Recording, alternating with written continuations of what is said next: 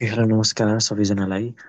आजको यस हाम्रो सेसनमा तपाईँलाई धेरै धेरै स्वागत छ। अब हामीले चाहिँ सुरु पनि गर्न गइरहेको छौँ। सबै साथीहरू जोडिसक्नु भएको छ। हाम्रो भाइ बहिनीहरू त्यसरी गार्जेन पनि हामीसँग हुनुहुन्छ यति बेला र हामी रेकर्डिङ गरिरहेको छौँ। पछि उहाँहरूले सुन्नुहुने हुनेछ। तपाईँको जिज्ञासालाई हामी पनि लिनेछौँ। हजुरको जिज्ञासालाई पनि हामीले पछि लिनेछौँ। अहिलेको लागि चाहिँ म सुरु गर्न चाहेँ। कुरा गर्नु पर्दाखेरि चाहिँ हाम्रो एसिया इन्टरनेसनल युनिभर्सिटी हजुरहरूले पनि यहाँनिर देख्न सक्नुहुन्छ हाम्रो स्क्रिनमा। विशेषतः नेपालीहरूको लागि चाहिँ यति बेला हाम्रो कमन इन्ट्रान्स एक्जामिनेसन सकिसकेको अवस्थामा र नेपालको चाहिँ अब यति बेला चाहिँ पेइङमा पढ्ने अवस्था चाहिँ एकदमै गाह्रो रहिरहेको अवस्था हुँदाखेरि चाहिँ अब फर्दर तपाईँको चाहिँ आफ्नो कलेज छनौट गर्ने कुराको लागि चाहिँ धेरैजना दुविधामा पर्नु भएको हुन्छ। यसलाई हामी चाहिँ एड्रेस गर्नको लागि चाहिँ आज एउटा सानो जुम सेसन लिएर चाहिँ उपस्थित भएको छौँ। हजुरहरूले चाहिँ आफ्नो स्क्रिनमा पनि हेर्न सक्नुहुन्छ। हाम्रो विशेष गरी नेपालबाट छोडेर बाहिर विदेशमा एमबिबिएस पढ्ने भनेको मुख्य दुईवटा कारणले हुन्छन्। एउटा भनेको त हजुरको चाहिँ नेपालमा चाहिँ अनएफोर्डेबल फी हुँदै गइरहेको छ दिन प्रतिदिन। त्यसै गरी अर्को चाहिँ सिट अनएभाइलेबिलिटी भनिएको छ। अर्थात् हजुरको चाहिँ जस्तै पास लिस्टमा त नाम आयो तर फर्दर के भएन त भन्दाखेरि चाहिँ नेपालमा चाहिँ सिट पाइएन। यी कारणले गर्दा पनि नेपालबाट छोडेर चाहिँ बाहिर एमबिबिएस पढ्ने हाम्रो चाहिँ देखिन्छ। अर्को हजुरले चाहिँ हेर्न सक्नुहुन्छ टोटल तपाईँको चाहिँ पैसा चाहिँ कति लाग्ने रहेछ त एमबिबिएस प्रोग्राम सक्नको लागि। यो नेपालको कुरा गर्दैछु। यसमा भनेको चाहिँ ट्युसन फी मात्र हजुरको 40 देखि 45 लाख पर्न जान्छ। त्यस पछाडिको अरू फर्दर कुराहरू भनेको चाहिँ हाम्रो एडमिसनको भयो, त्यसै तपाईँको रेजिस्ट्रेसन भन्ने, इक्जाम फी भन्यो, फुड मेस होइन, अरू तपाईँको चाहिँ होस्टेल एकोमोडेसन, त्यसै गरी तपाईँको चाहिँ ल्याब, त्यसै गरी युटिलिटी भनेर धेरै तपाईँको हिडन फीहरू लिन्छ। त्यो गर्दाखेरि चाहिँ इन्टर्नसिपसम्म चाहिँ हजुरको फेरि एक्स्ट्रा अरू 40 लाख सक्ने चाहिँ देखिन्छ। त्यसो हुँदाखेरि चाहिँ नेपालमा एमबिबिएस पढ्दाखेरि चाहिँ हजुरले पहिले 80 लाख रुपियाँ चाहिँ ठिक पार्नुपर्ने चाहिँ देखिन्छ। कम्तीमा 80 लाख, त्योभन्दा बढी पर्न सक्छ। अब हाम्रो तपाईँको चाहिँ एसिया इन्टरनेसनल युनिभर्सिटी हजुरलाई देखाउन चाहन्छौँ। हाम्रो यति बेला सेन्ट्रल एसियामा अवस्थित उज्बेकिस्तानमा चाहिँ हाम्रो नेपालकै टिमबाट नेपाली डक्टरहरूले चाहिँ स्थापना गरिएको युनिभर्सिटी हो यो।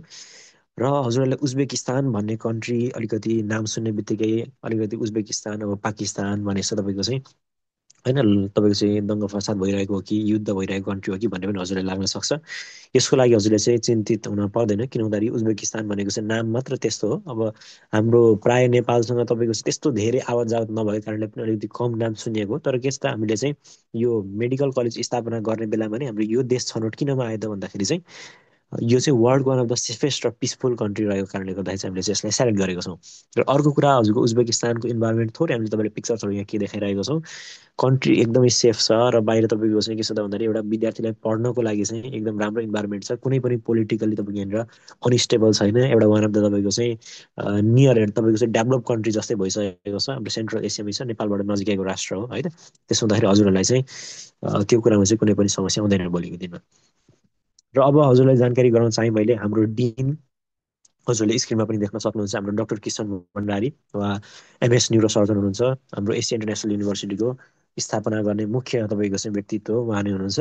हाम्रो डिन नेपालबाट नै हुनुहुन्छ। त्यसो हुँदाखेरि नेपाली विद्यार्थीलाई चाहिँ एकदमै सहज हुन जान्छ। त्यसै गरी हामीसँग फ्याकल्टी मेम्बर्सहरू देख्न सक्नुहुन्छ। हाम्रो नेपालबाट नै हुन्छ सम्पूर्ण तपाईँको देख्न सक्नुहुन्छ। जति पनि नेपाल तपाईँको स्क्रिनमा आइराख्नु भएको सबै हाम्रो तपाईँको चाहिँ नेपालीहरू नै हुनुहुन्छ। त्यसै गरी हामीसँग डाक्टर रवि रोशन खड्का हुनुहुन्छ। उहाँको 15+ इयर्सको टिचिङ एक्सपिरियन्स रहेको छ। उहाँ चाहिँ हेड अफ क्लिनिकल स्किल्स हुनुहुन्छ। त्यसै गरी उहाँको मुख्य आफ्नो तपाईँको चाहिँ मेडिकल फिल्ड भनेको चाहिँ उहाँको डेजिग्नेसन चाहिँ एमएस रहेको छ। उहाँ चाहिँ युरो सर्जन हुनुहुन्छ। उहाँले चाहिँ विशेष गरी सर्जरीलाई हेर्नुहुन्छ। त्यसै गरी हामीसँग हुनुहुन्छ मिना गेवाली। उहाँ चाहिँ हाम्रो पब्लिक हेल्थको चाहिँ एक्सपर्ट हुनुहुन्छ। त्यसै गरी हामीसँग डाक्टर कृष्ण प्रसाद बडाल हुन्छ। उहाँको 15+ इयरको टिचिङ एक्सपिरियन्स रहेको छ। उहाँको डेजिग्नेसन भनेको चाहिँ पेडियाट्रिक्स हो। त्यसै गरी एकाडेमिक हेडको रूपमा हाल कार्यरत हुनुहुन्छ एसिया इन्टरनेसनल युनिभर्सिटीमा। त्यसै गरी हामीसँग नम्रता शर्मा हुनुहुन्छ।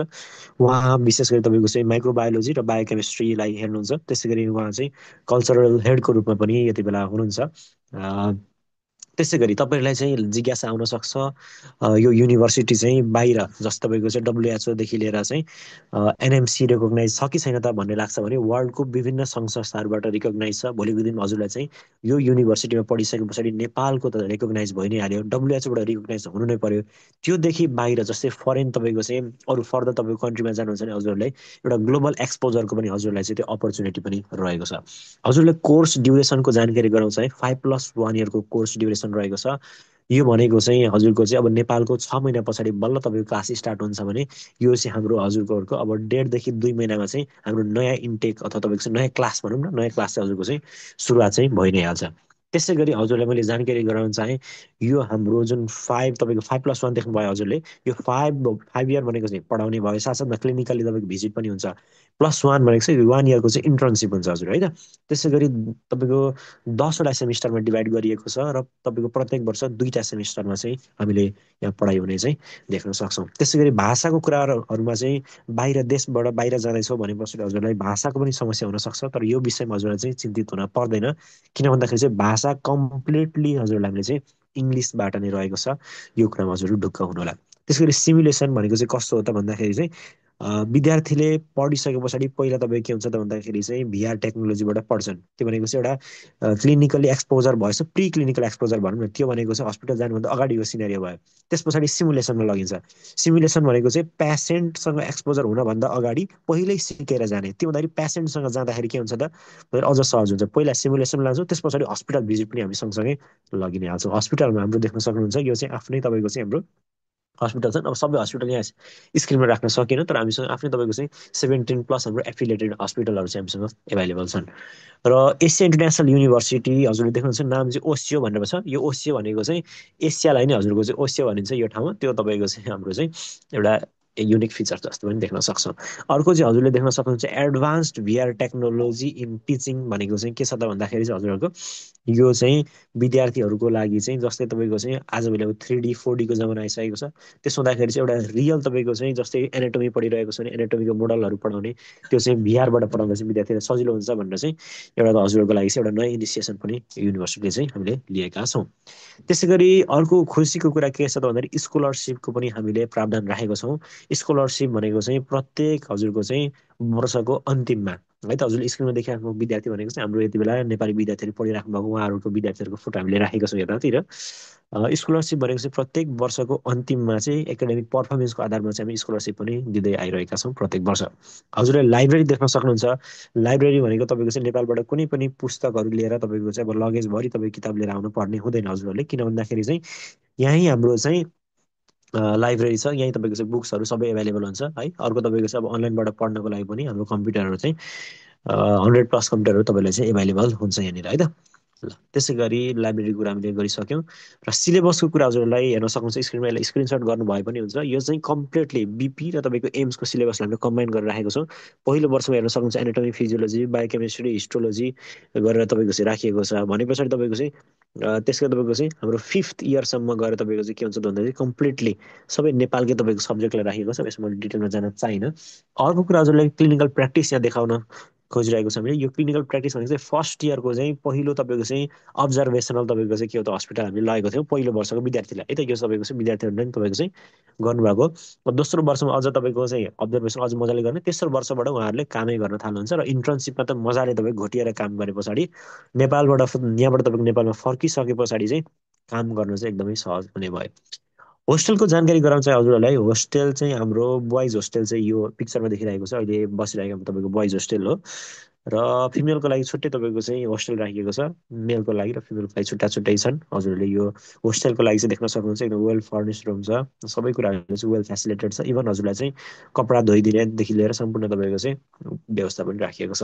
अब खानाको लागि हजुरले टेन्सन लिन पर्दैन। इन्डियन र नेपाली स्टाइलको सम्पूर्ण दाल भात तरकारी गरेर तपाईँको चाहिँ त्यो चाहिँ खाना चाहिँ एकदम खुवाइन्छ। हाम्रो तपाईँको मेस चाहिँ हाम्रो इन्डियाबाट मेस चाहिँ हुनुहुन्छ, होइन। अब फी स्ट्रक्चरको जानकारी गराउन चाहिँ हजुरहरूलाई फी डिटेल हेर्न सक्नुहुन्छ। नेपाली 40 लाखभित्र चाहिँ के छ त खाने बस्ने सबै कुराहरू, इभन तपाईँको चाहिँ मेडिकल चेकअपदेखि लिएर तपाईँको मेस फी। अब यसमा तपाईँले 40 लाख भनेको चाहिँ के हो भनेर बुझ्नुहोस् त भन्दाखेरि चाहिँ भिजा एक्सटेन्सनदेखि लिएर तपाईँको hostel fee, tuition fee, registration सबै सबै तपाईँको डकुमेन्ट लिगलाइजेसनदेखि लिएर सबै जस हजुरको यो 5+1 इयरको प्रोग्राम चाहिँ के छ त कम्प्लिटली हजुरको चाहिँ सकिन्छ भन्ने कुरा चाहिँ तपाईँले बुझिदिनु होला, है त।